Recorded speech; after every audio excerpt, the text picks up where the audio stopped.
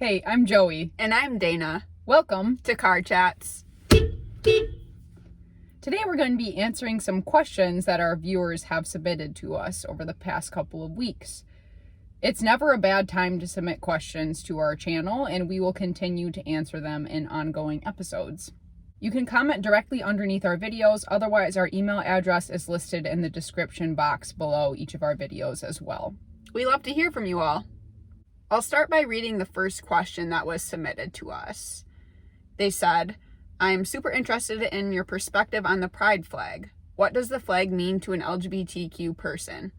Is it hypocritical to post the flag but then not support the in gay relationships part? As I know this is a perspective a lot of churches have taken. Good question. The pride flag. We have linked a Britannica article in the description box that has a really good overview and history of the pride flag and its use in the United States. So you should definitely give that a read. It's pretty short. The most common pride flag is recognized by its 6 colorful stripes: red, orange, yellow, green, blue, and violet, the colors of the rainbow. It's meant to represent the unity and diversity found within the LGBTQ community. Some newer pride flags include a black stripe and a brown stripe to intentionally include and recognize people of color within the LGBTQ community. Another newer variation also includes the light pink, light blue, and white to represent and stand for the transgender community. Regardless of the variation, the pride flag is used as a symbol of reclamation. For many LGBTQ people, our identities have been disparaged and we've been shamed or otherized for who we are. And so the pride flag symbolizes that we are proud of who we are. The question about churches displaying a pride flag is a good one.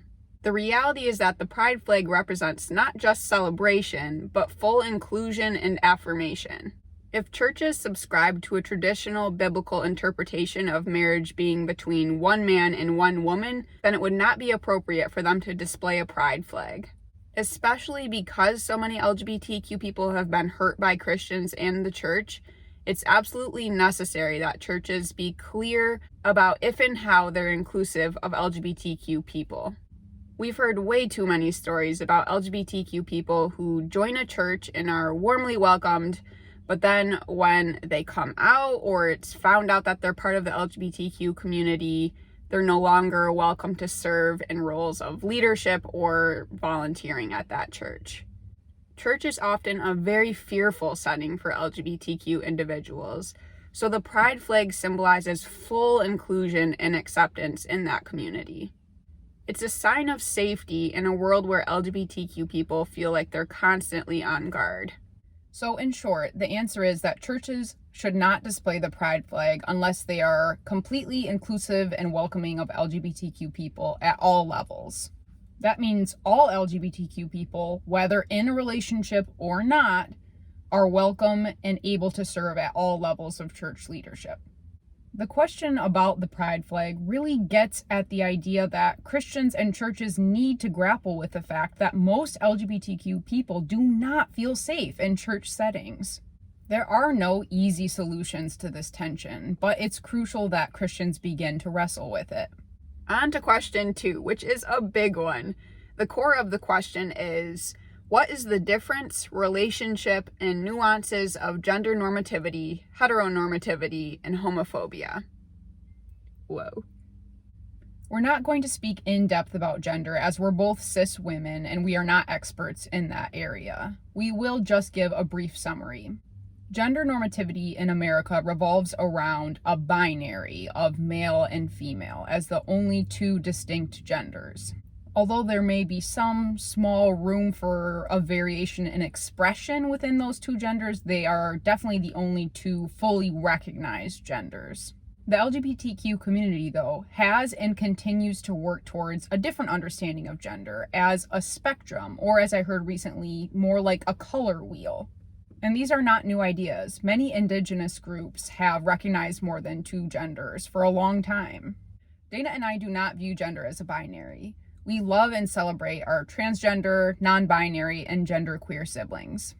Viewing gender as a binary in America and in most of the world makes life extremely difficult for people who don't fit into those rigid categories. It leads to the denial of civil rights and human rights. It causes oppression, otherization, hate, and discrimination. There is so much fear around the gender conversation in Christian circles, but it is only in naming and examining those fears more closely that we can begin to further thoughtful dialogue about gender. Now we're going to move on to the sexuality portion, which we feel more equipped to talk about as gay and bi people. The second part of this question was about heteronormativity and homophobia and their relationship. So we'll start by defining heteronormativity, which Merriam-Webster defines as of, relating to, or based on the attitude that heterosexuality is the only normal and natural expression of sexuality. Heteronormativity describes the way that our society functions under the assumption that heterosexual relationships are normal and preferred. All levels of society uphold this standard. Interpersonally, we assume that everyone around us is straight. Fun fact, we like to assume that everyone is not straight until proven otherwise. Take that, heteronormativity. In our culture, media has historically pushed narratives such as girls like boys and boys like girls, princesses need to be rescued by princes, the stereotypical rom-com featuring straight couples, etc. But heteronormativity also encompasses civil rights, religion, access to goods and services, and just how we're treated on a day-to-day basis. Heteronormativity stigmatizes and otherizes same-sex relationships and causes gay and bi people to struggle in many of the areas listed above. Homophobia is a product of heteronormativity. Merriam-Webster defines homophobia as irrational fear of, aversion to, or discrimination against homosexuality or gay people. Because our society and systems were built around heteronormativity, they automatically privilege straight people. Historically, same-sex relationships have been viewed on all kinds of levels as deviant. Obviously, same-sex relationships are not and have never been the norm, and they will never be because they are factually a minority of relationships. But our society has a major problem with labeling differences as bad, wrong, or unnatural. Tragically, this tendency is often even more prevalent in Christian contexts. Homophobia causes oppression. This ranges from interpersonal otherization and harassment to discrimination to lack of access to jobs, housing, and medical care. And that's just a small list of examples. In writing this episode, I was pondering if it would be possible to exist in a heteronormative society without homophobia. But what I realized is if we stick to the definition of heteronormativity, that would not be possible because heteronormativity views heterosexual relationships as the normal and natural relationships.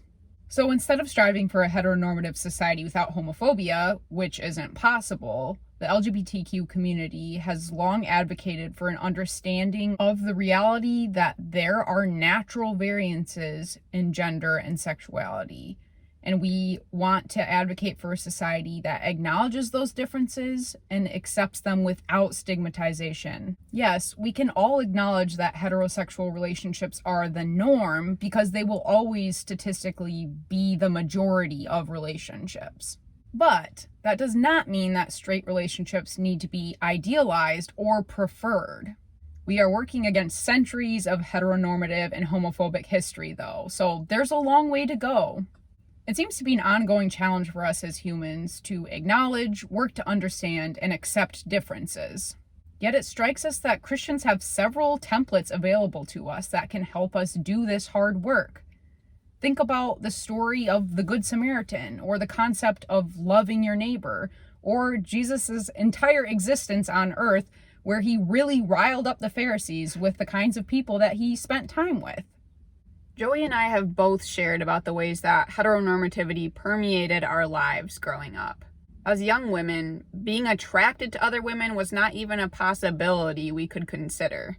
We were almost completely unaware of the existence of LGBTQ people, and the only time really that we heard the word gay was in the context of that sinful lifestyle. Because of this context, Joey and I both internalized quite a bit of homophobia, which is extremely confusing and harmful when you're a young woman realizing you're attracted to other women.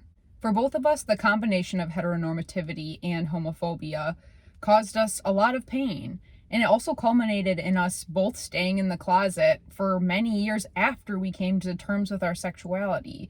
For Dana, that was 2 years in the closet. For me, 6 years. It really is a 1-2 punch.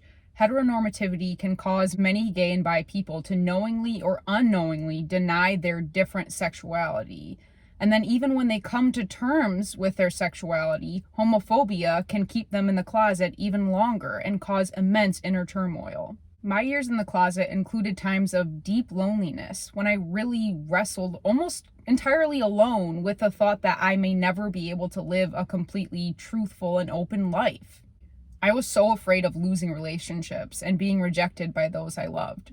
Interestingly for me, though, as far as homophobia is concerned, I was more worried about the homophobia from others and how they would respond to me when I came out. I didn't struggle as much with internalized homophobia, and I didn't really wrestle with shame or self-loathing that many LGBTQ people experience. I unfortunately struggled with both internalized homophobia that caused a whole lot of shame and the homophobia of others, which caused me to think that coming out was not even an option for a while. These two versions of homophobia caused me to feel immense pressure to pass as straight for a while. I thought that as a bi woman, I could just choose to only date and maybe eventually marry a man.